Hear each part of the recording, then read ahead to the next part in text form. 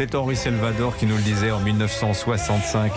En tout cas, le travail, c'est la santé, à condition qu'il ait du sens. Et c'est vrai, vous l'avez dit, Benoît Serre de la NDRH est avec nous, Anne-Sophie Alsif, chef économiste au cabinet BDO France et professeur d'économie à la Sorbonne, que la quête de sens est très importante aujourd'hui. Et cette perte de sens a été peut-être l'un des facteurs explicatifs de cette épidémie de burn-out qui frappe les salariés français. On a ce chiffre de 2,5 millions de Français en situation de détresse psychologique, plus l'absentéisme aussi, on n'en a pas parlé, Benoît Serre. Comment vous expliquez, vous d'ailleurs, cet absentéisme ? Est-ce que c'est les gens du jour au lendemain ne viennent plus, ou ils sont plus fragiles, plus plus malades ? Ils sont plus fragiles. Moi, je suis très frappé par ça. C'est-à-dire que les gens sont rentrés de congé d'été fatigués. Comme une forme de décompensation. En fait, ils ont tenu pendant 1 an et demi sous une pression sanitaire, politique, économique, tout ce que vous voulez, managériale. Et puis tout d'un coup, ça a l'air d'aller un peu mieux. On verra dans les mois qui viennent. Ça lâche en fait. Vous savez, quand vous conduisez un projet très difficile, vous tenez. On s'écoute quand pas. Il est fini, on ne s'écoute exactement. pas, voilà. Quand il est fini, vous pouvez quelquefois vous écrouler. Donc le on a corps ça. se rappelle à vous, voilà. On a ça.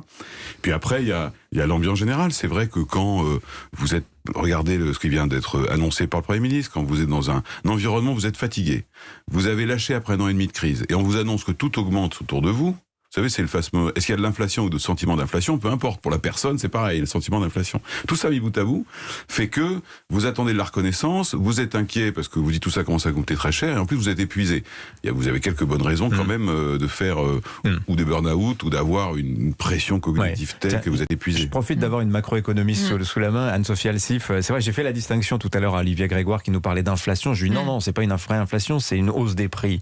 Parce que ce sera de l'inflation quand Benoît Serre lâchera des augmentations à tous les salariés. Ça, c'est important de l'expliquer. On n'est pas dans la situation américaine. D'ailleurs, il n'est pas totalement réticent, Benoît Serre. On va en reparler. Non. On a vraiment des hausses des prix. Alors, c'est surtout de l'énergie en France. C'est vraiment ça qui explique l'inflation, un peu l'agroalimentaire. Mais c'est surtout, en effet, dans des secteurs très spécifiques qui sont le secteur des services, la construction, l'aide à la personne, l'hébergement, restauration. C'est là où il y a des fortes pénuries de main-d'œuvre. Et c'est là, en effet, où il pourrait y avoir des hausses de salaire, mais qui sont vraiment ponctuelles pour l'instant. Et il faut le dire, ce sont des emplois qui sont souvent moins attractifs, qui avaient des plus faibles rémunérations et surtout qui avaient des conditions qui étaient assez difficiles et qui étaient aussi les emplois qui étaient le plus en intérim, en CDD. Donc pendant la crise, c'est vraiment été les catégories qui ont été les plus impactées parce qu'ils n'étaient pas en CDI protégés, ils se sont retrouvés du jour au lendemain à plus avoir de contrat. Et donc il y a beaucoup qui en ont profité pour avoir une formation professionnelle, pour changer de secteur, et puis aussi beaucoup qui ont décidé d'être auto-indépendants, auto-entrepreneurs. On a vu l'année dernière, on a dit oh là, le nombre d'entreprises a explosé alors qu'on est en pleine crise. Et bien beaucoup de ces personnes ont décidé de créer leur emploi en disant j'ai un savoir-faire, au lieu de travailler pour l'entreprise, pourquoi je pourrais pas être indépendant et créer mon activité. Il y a plein de théories, Benoît Serre, sur les pénuries de salariés. Il y en a que je trouve très intéressantes. Il y en a qui disent il y en a qui ont pris goût au chômage partiel finalement, notamment aux États-Unis. On dit que la générosité inhabituelle de l'État fédéral a fait que beaucoup de salariés sont partis dans la nature et puis ont suivi les cursus que décrivait Anne-Sophie à l'instant, c'est-à-dire on fait des formations, on testé d'autres projets, etc. Mais ce problème aussi d'attractivité des salaires. Je lisais ce sondage où 47% des DRH, sondage ANDRH, sont prêts aujourd'hui à augmenter les salaires. Pas le choix, parce que si on ne trouve pas les compétences, si on ne trouve pas les gens pour faire ces métiers-là, il va bien falloir être plus attractif. En fait, le sondage de la NDRH que vous citez, je vous en remercie, il dit que 47% des DRH sont prêts à réviser leur politique de rémunération, ce qui signifie pas augmenter les salaires forcément. Enfin, pas d'augmentation générale en tout cas. Voilà, c'est repenser le package global. Moi, ce qui nous a frappé, c'est que, et c'est pas étonnant, vous savez, quand on avait fait cette enquête il y a 6 mois, 38% des DRH nous disaient il va falloir qu'on bouge sur les politiques de rémunération. C'était déjà beaucoup, 38%. C'était beaucoup, mais ça nous avait étonné, parce que c'est un chiffre qui avait surgi, alors qu'on sait que vous touchez ça avec un peu de prudence quand même dans les entreprises. Et 6 mois plus tard, vous avez 10 points de plus.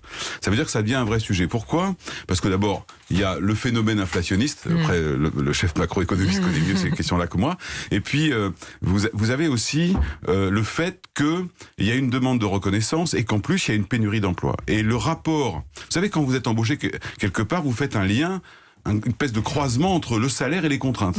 Et aujourd'hui, ce lien-là, il a évolué. C'est-à-dire que pour un niveau de contrainte, j'exige un niveau de salaire supplémentaire. Et comme le marché est redevenu plutôt en faveur de l'employé, nécessairement la pression sur les salaires se fait de la part des candidats. Mais quand vous avez des pressions sur les salaires sur les candidats, vous devez vous interroger aussi sur le salaire des gens qui sont dans l'entreprise. Parce que sinon vous avez un décalage qui se crée. Ça c'est un premier phénomène.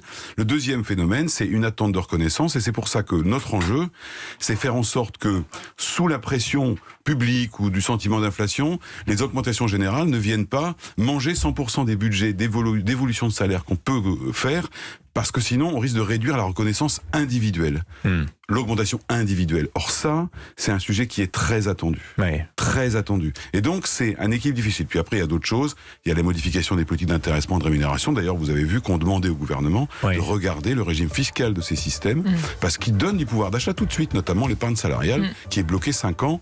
On attend que le gouvernement prenne une décision là-dessus, parce que les gens, c'est leur argent, et ils peuvent pas y toucher. Bon, je suis désolé Anne-Sophie Alsif, j'aurais vraiment voulu vous demander s'il y avait une menace pour l'économie française à augmenter ses salaires, mais c'est vous en 10 secondes. Bon, pour l'instant, en tout cas, on n'est pas dans ce cas de figure. Ça peut permettre dans certains secteurs d'être plus attractifs, secteurs dont on a parlé, mais il n'y aurait pas une hausse générale des prix, et il n'y a pas pour l'instant de risque, en tout cas aujourd'hui à court terme, sur la reprise. Allez, rendez-vous dans 6 mois pour en reparler. Merci à tous les deux, Benoît Serre de la NDRH, Anne-Sophie Alsif, la chef économiste du cabinet BDO France, 8h59, bonjour.